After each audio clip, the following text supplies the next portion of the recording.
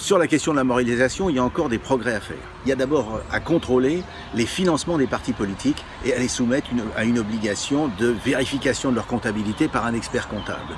Il y a ensuite à vérifier qu'il n'y ait pas des montages financiers où l'on revend aux candidats des kits de campagne. C'est le cas, c'est ce qui est notamment reproché à Jeanne, le micro-parti de Marine Le Pen, la revente de kits de campagne qui coûte beaucoup plus cher avec une marge bénéficiaire qui se fait en réalité sur le dos des finances publiques.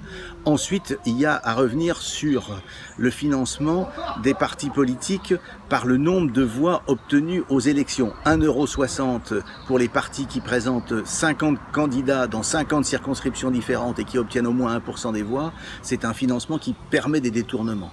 Et donc il faut revenir là-dessus. Enfin, il va falloir revenir sur une question importante, c'est le contrôle des frais professionnels des parlementaires. C'est ce qu'on appelle le contrôle de l'IRFM.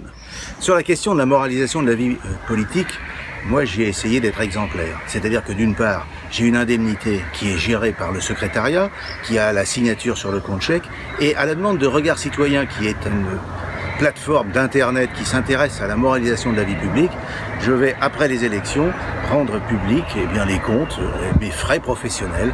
Et je crois qu'il y a un progrès à faire et qu'il faut qu'il y ait un contrôle des frais professionnels. Chaque député doit tenir une comptabilité, comme une comptabilité d'entreprise. Alors il faudra évidemment, ce que nous ne faisons pas aujourd'hui parce que c'est pas obligatoire, avoir les justificatifs de chaque dépense. Et puis, je crois qu'il serait utile de faire certifier tout ça par un expert comptable, comme une comptabilité d'entreprise.